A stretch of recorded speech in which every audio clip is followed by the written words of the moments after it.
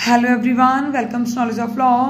भाई जैसे ही हम एलएलबी की डिग्री करते हैं तो हमें जो आईपीसी थी, क्रिमिनल लॉ था, वो बहुत बहुत बहुत इंटरेस्टिंग लगता था ऑलमोस्ट सारे स्टूडेंट्स को। तो गाइस जैसे ही लॉ की डिग्री कंप्लीट होती है तो सारे लॉ स्टूडेंट के माइंड में होता है मैं तो बहुत बड़ा क्रिमिनल लॉयर बनूंगा। तो भाई ऐसा कुछ नहीं होता। लॉ की डिग्री कंप्लीट होगी, ठीक, फिर आप उसके साथ ही अभी ऑल इंडिया बार एग्जाम भी क्रैक कर लेते हो। लॉ की डिग्री के साथ साथ आपका सेकंड ऑप्शन होता है कि आपको as an advocate state bar council में इनरोलमेंट करवाना होता है। फिर आपके अभी तो मैंडेटरी कर दी गई है भाई प्रैक्टिस, तो आपकी प्रैक्टिस स्टार्ट हो जाती है। ठीक, उस प्रैक्टिस के दौरान आप किसी भी सीनियर के अंडर में प्रैक्टिस करते हो, आपको पता चलता है कि बहुत सारे मैटर्स क्रिमिनल होते हैं, बहुत सारे मैटर्स सिविल होते हैं।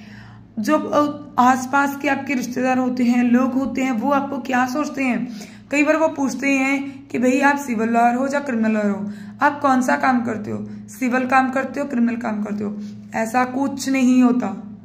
देखो आप किस काम के लिए गए हो, आप काम करने के लिए गए हो, ना कि आप उसमें चॉइस करने के लिए गए हो कोर्ट में कि मैं सिविल करूंगा या क्रिमिनल करूंगा काम। भाई इस चीज को टाइम लगेगा, आप ये चॉइस कर सकते हो। अगर तो देखो उनके लिए बहुत मुश्किल होता है जो फर्स्ट जनरेशन लॉयर होते हैं।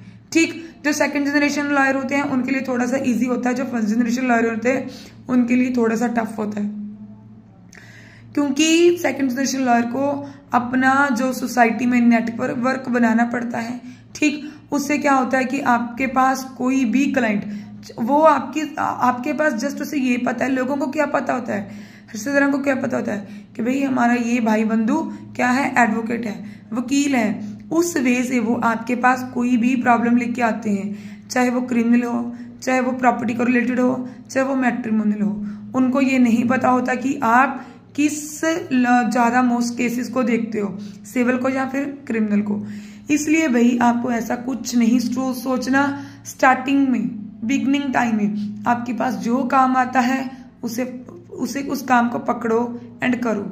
धीरे धीरे करोगे, आपकी जिस चीज के ऊपर ज्यादा कमांड बन रही है, जब जो काम आपको ज्यादा आ रहा है, ठीक है, तो उस चीज में वो आपकी बाद में आपकी चॉइस है कि आपको सिविल प्रैक्टिस में जाना है, आपको क्रिमिनल प्रैक्टिस में जाना है, डिपेंड्स अपॉन योर चॉइस। ठीक, तो भाई आपको ये नहीं सोचना है कि मुझे सिविल लॉयर बनना है, क्रिमिनल लॉयर बनना है। पहले कोर्ट में जाना शुरू करो, प्रैक्टिस करो। प्रैक्टिस आपने अगर सीनियर के साथ कर रहे हो तब भी अपना काम पकड़ो डे वन से, पूछ के से ही आस पास से पूछ के अपना काम करो, तो भाई ऐसे ही आप अच्छे लॉयर बन पाओगे।